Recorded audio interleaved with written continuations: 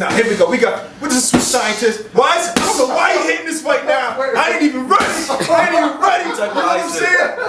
I ain't even ready. He hitting it. This is Erickson Lubin. He's right now. He's tearing up my ass. You know what I'm saying? That's what young guys do. You get a 21-year-old, he throw 15 punches. Nobody else in the world did that. Thank you, champ. We from Brooklyn, we're scrapping, it's part of life. So we happen to be the type of journalists to start a fight. I was raised in Gleason's, I was in the precinct, but I beat the case with my sweet peak defense. You drinking if you think you beating us. If I have to, I'ma put on Margarito's gloves. I'm in the bar place like I own it. What you expected? The way I seized the moment, they thought I was epileptic.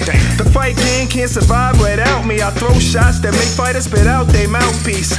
Never days off, only days on. I represent the hood like I'm Trayvon. These moments in boxing are so proper, like when Floyd told Oscar he beat his whole roster. It's our action that speaks the loudest. Though we the sweet scientists, there ain't nothing sweet about us. Okay, fight fans, it's your boy Ak. This is Barack the Boxing Bully. We are the sweet scientists on thisis50.com, and we have here the Hammer, they call him. One of the best super welterweights, junior middleweight coming up with a he got a hammer of a left hand, man. Erickson, the Hammer Lubin. One time for Erickson, folks. Well, he gave his hands names though. One of them is Jack. It's Jack right here. It's Sledge. Jack and Sledge. Jack and Sledge. When did you come up with that? I don't know. I just came up with it. You start knocking cats out. Sparring and stuff like that. So it's Jack and Sledge. When did you know you had power on both hands? Since amateur, I've been new. You know, I was knocking dudes out in amateur. So. When was your first time you ever knocked somebody down? What age? Like 5 or 6. I was real young. Yeah. I was beating kids up from real young. Actually, my second fight as an amateur, I was like 8 years old. I knocked a dude out. Really? Yeah. Damn. What type of gloves they was using back then? You gotta have some manpower to knock people out. But listen, obviously you're an exciting fighter, in the junior middleweight division is popping right now. You got Swift Jarrett Hurd from DC. You know, obviously one of the Charlo brothers. You still got Demetrius Andrade, is that how you pronounce it? And you got Canelo, you don't know if he's a middleweight, junior middleweight, Lara, obviously. There's a lot of cats out there. So what are you going to do to separate yourself to stand out? I mean, obviously you're doing what you have to do so far, knocking cats out. What's next for you? I mean, you ready for the title shot, right? Yeah, I mean, we're bringing back the Hagler-Hearns era, you know, with all this, you know, the division being stacked and stuff. But I feel like, you know, I'm younger and I'm, you know, hungry. I think my mindset is just going to separate me from all these other fighters. And I think, you know, with me being so young and going for the title, you know, I just have to seize that moment and, you know, just become the youngest champion in the division. We got to let them know you're 21 years old. I'm 21 years old. 20, so out of that whole 4 horsemen from back in the days, which one are you? Hagler, Hearns, which one? I think I'm Hagler. On the southpaw and, you know, like, you know, I know there's a lot of cats like being Hagler. When you reference that, because Hagler's a I might have been Hearns. I don't know. Hearns he was something too. Listen, will any of those guys worry you in the junior middleweight division? Not at all. Not at all. Who would give you your toughest fight? You know, just off eye. Canelo. Canelo. So you ain't even worried about the Charlo brothers, Hurd, Andrade, none of them. You know, they're good fighters, but I think Canelo will give me the toughest fight. Yeah, I mean, I guess he's I would say he's the better fighter. You saying it like he ain't better than all of those guys.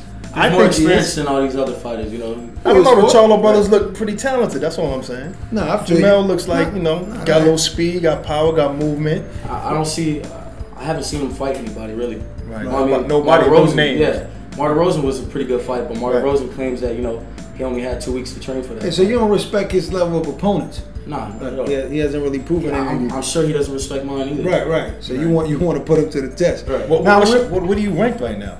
I'm #1 in the WBC. That's right. So you right there. The fight is actually set. For you and Charlo. Oh yeah? It's set. Date and everything? Yeah. What's the date?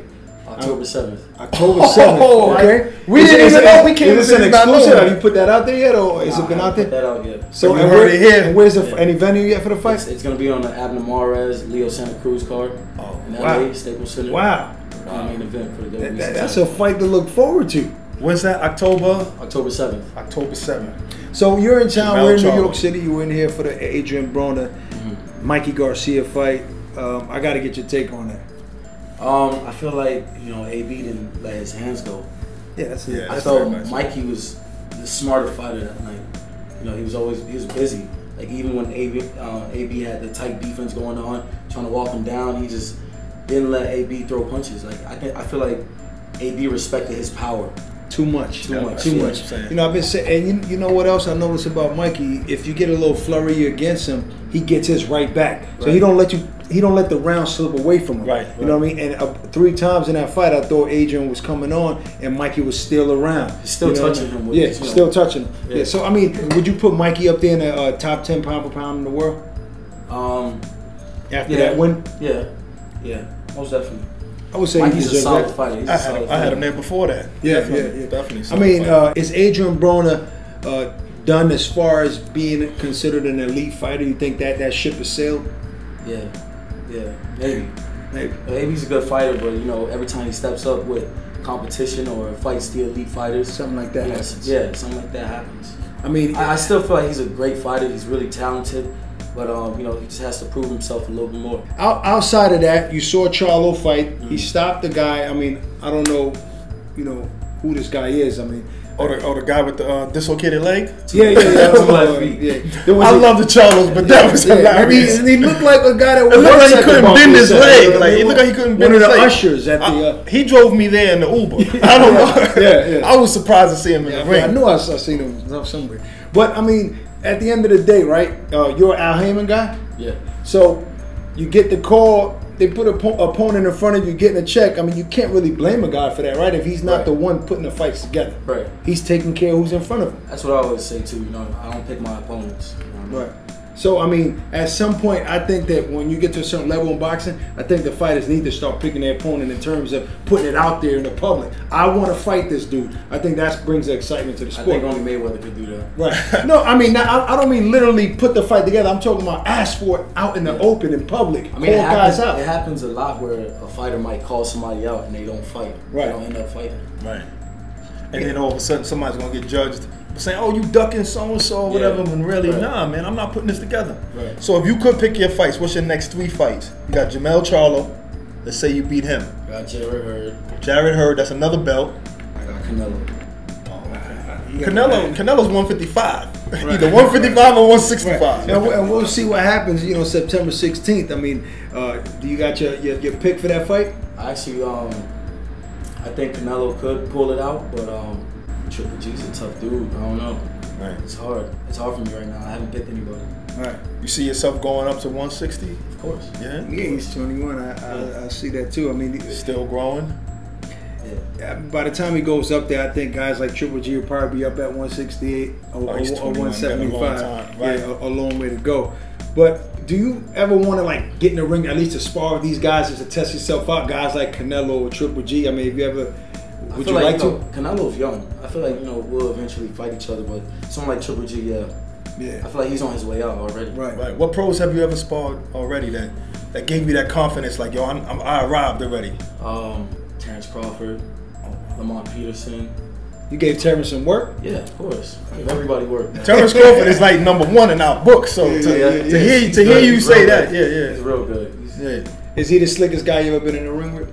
Nah, I think the slickest guy I've ever been in the ring with was Lamont Peterson. Really? Get out of here. Wow. Yeah. But who's the hardest puncher you ever been in the ring with? Pro or sparring? Has to be like Amir Imam or like. Everybody said. Well, that's the second time I heard that. Paulie Malignaggi said he got that wild power. Yeah, he has good power. He knows how to pick his shots pretty well. Right. And he's only 140 or something like that. Yeah. Wow. But back when I sparred him, I was actually fighting at 47. Okay. I'm big enough. So you're from Orlando, Florida. It's not known to be. It's not a Philadelphia. It's not a fighting city. So you feel like you got to really go extra hard to try to put your city on the map, or for cats to respect you. Yeah. I got you. There's a lot of young cats out there too that started boxing. There's pretty good fighters out there now. So I'm gonna set the bar for them. I mean, outside of, it's not the same area, but Keith Thurman is from Florida too. Yeah. Is it Clearwater somewhere around there? So it's not too far. He planted a seed over there. I guess Florida's got a few fighters. Absolutely. Up and coming. You ever get caught up in any of that Twitter beef or any going back and forth online? Who you beefing with? I was in beef with some dude, Justin DeLoach. Oh, DeLoach. Yeah, DeLoach. Okay. Yeah. He just got stopped, unfortunately. Beef over. Wasting my time. So I mean, Do you not like anybody in the sport? I know it's business when it comes to fighting, getting a check, but is there anybody you would really want to smack when you see him? I don't like anybody. Anybody in your weight class? Yeah, I don't like anybody. Can I get an Al Heyman impersonation? What does his voice sound like? Good fight, young man. So what about hip hop? I mean, are you into hip hop? I mean, who are some of the artists you listen to while you getting ready? Drake's my favorite artist, of course. Okay. I like a lot of like Meek Mill, Don Q. So Kodak Black ain't your favorite rapper, right? That's one of my favorite rappers. Really? That dude's nice. Yo, but where is he nice at though? I mean, I gotta ask him. He's actually smarter than what he portrays. I hope so. I hope so. I don't know. I'm from the East Coast, obviously. I'm from Brooklyn, New York. But I can appreciate. Who's your favorite rapper? But Jay-Z. Jay-Z. But I appreciate artists from the South. I like T.I. Obviously, Outkast is a classic group. You heard of Lecrae? Lecrae? Yeah. Nah. See, he a Christian rapper. See, nobody knows my rappers. You know what I'm saying? Nobody knows my rappers. But listen, I gotta respect. He's 21. You know, these millennials, they're into the Uzi Verts of the world and Kodak Blacks. And He was all actually that. at Aviani with him yesterday. Oh yeah? Yeah. Uzi Vert was there wearing high heels and stuff. I guess I gotta finally accept it. No, I ain't accepting all that. You know what I'm saying? The music and Man heels. I'm gonna be done. Nah, they got a name for that? Man heels.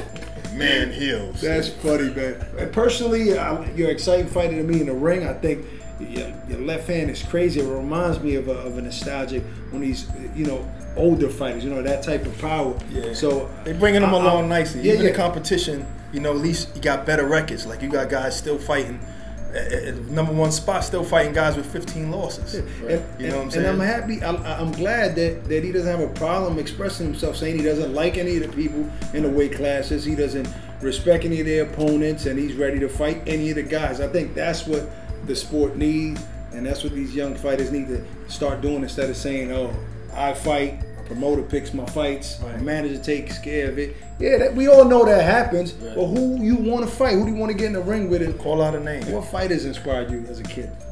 Like Meldrick Taylor. I really like Meldrick Taylor. Meldrick was a So what you beast. think about that Meldrick Taylor Chavez fight? That was crazy.